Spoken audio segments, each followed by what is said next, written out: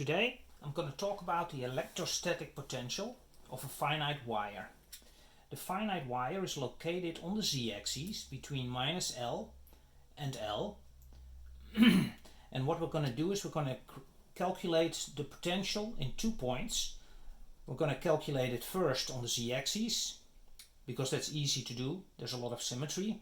And then we're going to write it in a Laplace type form so we can extend it to a generic solution at any point r outside this sphere with radius L. And then to check the answer, we're going to calculate it on the y-axis again from first principles, and then we will see that this value is exactly the same as the generic solution. So let's start with calculating it on the z-axis, and we're going to use the scalar potential for that. So the scalar potential is defined as such: phi at a point r, in this case for instance here, but with our calculation it will be on the z-axis, so it will be there, equals 1 over 4 pi epsilon 0 times the volume integral of a charge density divided by r minus r accent. The charge density is located on the finite wire. It's a uniform charge density with charge density lambda. And the total charge on the wire between minus L and L equals Q. But we're not going to use that in this example. I also repeated the generic Laplace solution. If you want to know more about this, look at the video where I explain how to calculate the scalar potential of a ring. And in there I will go into the details on how this generic Laplace solution comes about. So the generic Laplace solution here is given as such. It's an times r to the power of n plus bn times r to the power of minus n plus 1 times the Legendre polynomials, Pn cosine theta. Yeah, so we are going to use this later. What we will do is we will calculate a specific example for the scalar potential on the z-axis, and then we're going to generalize it so that it holds everywhere by rewriting it into such a form. So let's start with the charge density, rho. Rho is defined on this wire as lambda times the delta function of x accent times the delta function of y accent, because it only holds at 0, right? If x is 0, there's charge, and if y is 0, there's charge. And z varies between minus L and L, so you can rewrite that, or you can write that as such. The place we're going to look and where our scalar potential will be calculated is at r, and r, which is a vector here, equals 0, 0, r. Yeah, and that's over there. And this is not a vector, this is a scalar, right? And this is a vector. So r accent, where all the charges are located, is at 0, 0, c accent. And that's between minus L and L.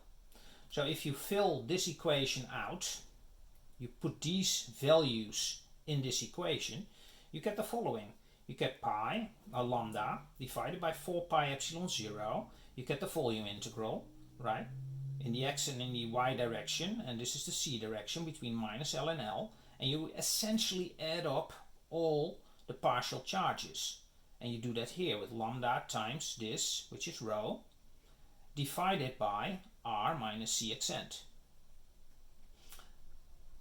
Now you can calculate this quite easily in the x and in the y direction, because these are just Dirac functions, Dirac deltas, and you will get 1 out of those. So these two integrals disappear, those will be 1, and then you're left with just a single integral. And if you calculate a single integral, you can use Mathematica for that, or you can do it from first principles yourself. And you will see that you will get a logarithm of r plus L divided by r minus L times lambda divided by 4 pi epsilon 0. So the potential on the z-axis of this finite wire is this value right there. Now the task is to rewrite this. We will rewrite this in a way that you will get something that looks like this.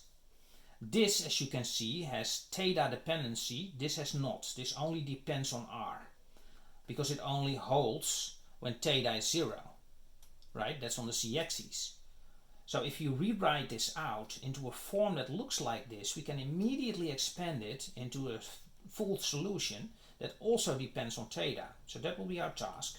So what we do here is we're going to expand this in a Taylor series expansion around infinity. And what that essentially means is that you expand it outside the sphere. So this only holds, this expansion from here to here, this Taylor expansion holds only when r is bigger than L. Otherwise it doesn't hold. So only outside the sphere we will calculate the values of the potential. So if you do that with a Taylor series expansion, you will get this. Yeah, this is just copied, and you will get 2 times L over R plus 2/3 times L over R to the power of 3, etc. That's what you will get if you Taylor expand this. And you can see that this converges if R is bigger than L. And it does not converge if R is smaller than L. So this function does not hold inside the sphere, but it does hold outside the sphere. Okay, this can be rewritten, if you look carefully, into something like this. And it's very easy to verify. We take the 2 out, so you get lambda divided by 2 pi epsilon 0. And now you get this infinite sum, and you can verify a few values. Let's take n equals 0. If n equals 0, it's 1 times L over R, which is exactly what stands there. Yeah. If n equals 1, you get a third. That's there. The 2 was already taken out, right? So you get a third. If n equals 2, you get a fifth. And you get also to the power of 5, of course, because that's the same as that, etc., etc. So you can rewrite this potential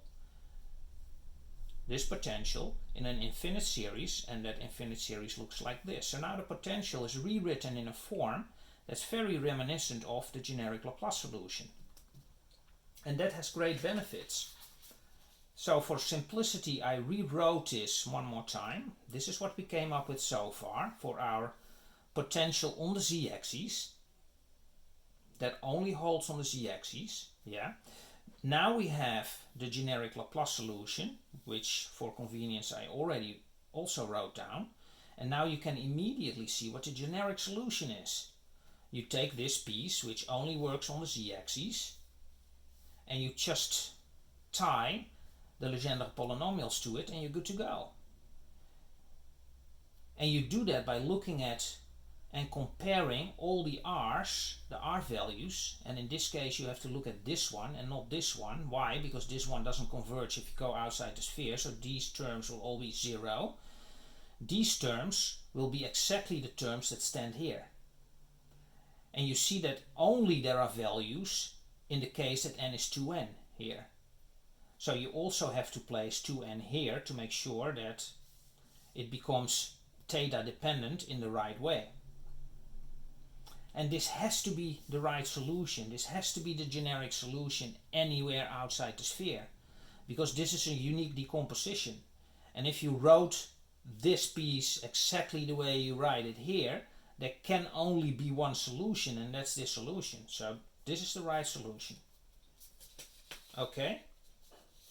So we now have a generic solution of the potential anywhere outside the sphere with radius L.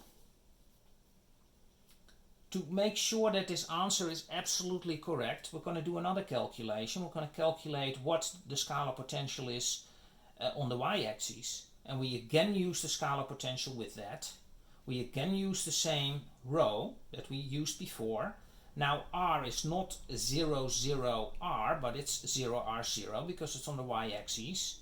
Our accent is still the same as it was before because the charges are still located at the same location. So that's the same. For clarity and convenience later on, I wrote down the first few terms of the Legendre polynomials because we need those to rewrite it again at the end. And let's go through the same calculation we did before. We look at the phi at r. We write it out. Now r minus r accent equals this minus this, and that results in this, right? R squared plus c accent squared and there's a square root of that. So you have that there.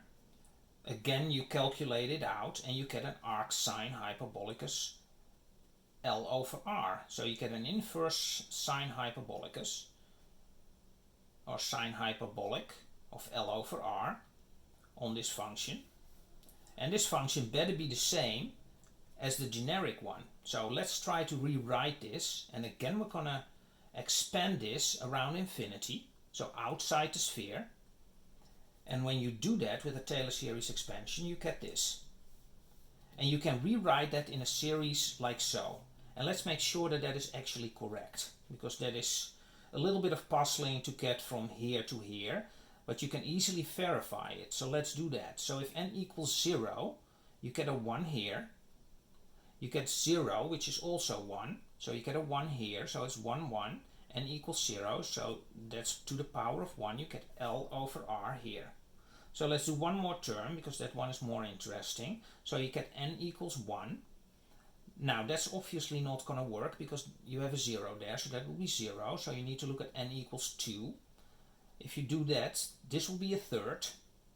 N equals 2 will now be minus a half, so you get a third times minus a half, which is minus 1/6 here. Yeah. And you get n equals 2 plus 1, so you get a third power in L over R, which you see here. Yeah, so you can also verify all the other terms, and you will see that this is exactly the same as this. And this is exactly the same as this. Okay? We did that. For completeness, I copied again the result we gained before on the y-axis. And I copied the total generic example that you see over here, that we calculated before, and that gives you the potential anywhere outside the sphere with radius L. Now, this result on the y-axis better be the same as this result, what we calculated specifically, that only holds on the y-axis. So in order to verify that, we're going to take theta equals pi over 2, so that we will end up on the y-axis, and we're going to verify if that value is exactly the same as what we calculated in the specific case over here. So let's do that. Theta is pi over 2, so cosine pi over 2 equals 0. So you will get the terms 2n with a 0. And this piece is obviously just copied. So this term better be the same as this term. So now if you look very carefully, you can replace all the 2n's here with n's. And if you do that, you will get 2n will be replaced with n. You get 2n plus 1, which will be replaced by n plus 1. And you will get 2n, which will be replaced by n. And if you look carefully, that is exactly the same as what we specifically calculated on the y-axis up top here.